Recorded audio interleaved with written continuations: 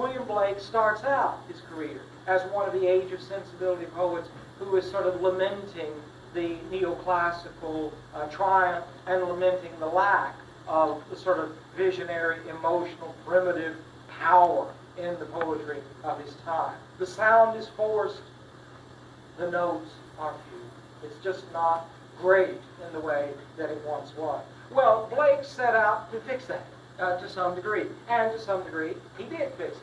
Now, why Songs of Innocence and Experience? If you look at the title page of the whole thing, there it is, Songs of Innocence and Experience. It has a subtitle, which is really very interesting. It says, Showing the Two Contrary States of the Human Soul. Boy, how's that for an ambitious agenda? I'm going to write you songs not expressing how I feel about my homeland or about my lover, but I'm going to show you the two contrary states of the human soul. Romanticism is to a very large degree an attempt to journey into the inward core of human reality. Neoclassical literature is mainly about things out here in common space. It's about how people behave. Romanticism is about how people feel, how they see, how they conceive of things. In other words, it's about not the external behavior of people, but it is about the internal reality of people, the two contrary states of the human soul. And notice, it's not just the internal states of the human soul, but there are two of them. And that's romantic too. Why? The neoclassical age would have said, all we have to do is understand the truth through rational analysis. And once we have rationally analyzed the truth, we have the truth. The truth. Now, what does William Blake basically say? There are two truths. You know, once you introduce the two truths notion, you complicate matters strangely, don't you? You really do. And that's exactly... Is innocence bad, experience good? No, it can't be that. It must be innocence good, experience bad. No. What is it? Innocence is good, experience is good. Innocence is flawed, experience is flawed. Do you see what's happening? Now things begin to get stranger.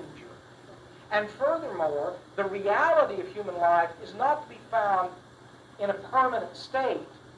You remember William Cooper's meditations on the yard of the oak? What did he say? This tree is a strange tree. It's been around for a long, long time. It's gone through many forms. It used to be a little ape, and then a little branch, and now it's this great hollowed out thing, and God knows what it's been, and I don't know. And the reality is so weird, and it's so much a matter of growth and change and movement, development, and I don't know how to pin it down. He's really on to something. And Blake is even more on to it. What he says is, human experience is made up of stages. And the stages are not from bad to good, from good to bad, but they're from one thing to another thing, to yet another thing, because there's really a third stage that he goes on to talk about, which he calls, there's innocence, we all go through, yes, and then experience, and then finally, if you were ever going to fully develop as a human being, what is that? Holy Thursday was one day a year in London at the end of the 18th century. It had been in existence for a long time. And what happened on that day was, it was a feast day for the poor. So all the orphan children of London were brought to a central place, or places, there's some places close together, but mostly St. Paul's, which is the great cathedral. You know it, the great domed central cathedral of London. Still there. It's the same place that Blake knew when he was alive. And all of the poor children who were orphans of London were brought together by the church and given a kind of holiday and free meal and, and celebration and sort of a day out and all the rest. Now, is this a nice thing? From the innocent point of view, yes. And what does he say?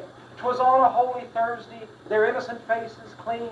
By the way, do we have another rhythm here for this song? We do. It's not the tripping rhythm, is it?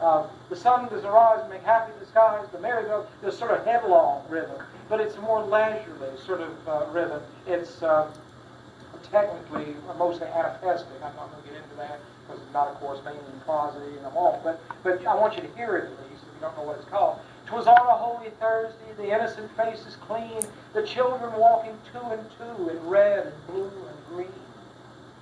So harmonious, isn't it? They're all in twos, like the animals on the ark, right? And they come in all their bright colors, sort of primary colors, red, blue, and green. Gray-headed beetles, a beetle is a church official. Now you might say, oh, now here's a dark image. But it's not. No, it turns out they're almost like Santa Claus figures. Gray-headed beetles walked before with wands as white as snow, till into the high dome of Paul's they like Thames waters flow. So this sort of entry of the children is like pure water flowing, the waters of the Thames. Oh, what a multitude they seem, these flowers of London town. You see how he constantly compares the children to natural things, to water, to flowers. Seated in companies they sit with radiance all their own. What's radiance?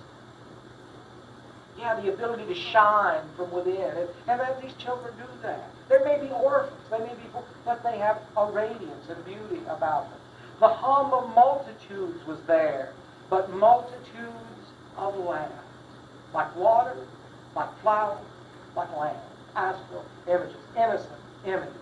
Thousands of little boys and girls raising their innocent hands. Now like a mighty wind they raise to heaven the voice of song. Almost sounds like the Psalms again, doesn't it? This sort of beautiful choir, angelic choir of children singing. In other words, what is the relationship between the children among themselves? It's harmonious. What is their relationship with nature? They themselves are nature, in essence. What is their relationship to the older generation? It's fine. They're wise guardians of the poor. What is their relationship to God? Praise, thanksgiving, harmony, and joy. This is the world of innocence. Is Blake saying that this is all true? Yes and no. He's saying this is the way the world looks, and therefore the way the world is, from the point of view of what? The innocent mind. Now, does that mean that there aren't other things that could be seen? There are other things. What do we call those other things? Or their experience of it, and we will see them. This is the Holy Thursday of innocence. If you've read all of it, you know that there's also a Holy Thursday from experience. And it is a horse of a very different color. The same scene, but seen totally different. Now let me finish that real quick. Now like a mighty wind they raise to heaven the voice of song, or like harmonious thunderings the seats of heaven among. Beneath them sit the aged men, wise guardians of the poor. Then cherish pity, lest you drive an angel. Almost as if to say, not only is this a scene of charity and harmony, but also it reminds us these children are not just children. They're not just lambs. They're not just like flowers. They are angels, and we should see them as such. Is it beautiful? You betcha. Is it melodious? You read it out. Read everything out loud. Do. That's what literature has to do. It is about language that is used with power and harmony and music and concentration. If you only read it with the eye, if you only read it for, quote, ideas, you're not reading. That's the philosophy department's right around the corner. You can read Aristotle silently all you want to, you won't miss a thing.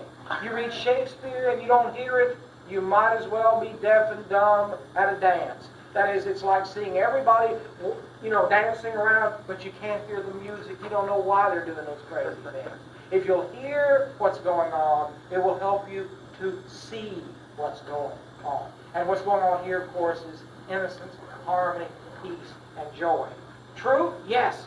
But is there another reality? Yes, and next time we'll get to that. So, obviously, I'm not going to make any further assignment, but if you would, next time, if you want to get a little bit ahead, next week is when we will take up Wordsworth in a very serious way. We'll go much more deeply into Wordsworth than we have the other people we've looked at so far, and there are a lot more readings of Wordsworth. So if you want to get a little bit ahead on that, that'd be a good thing to do. We'll see you next time.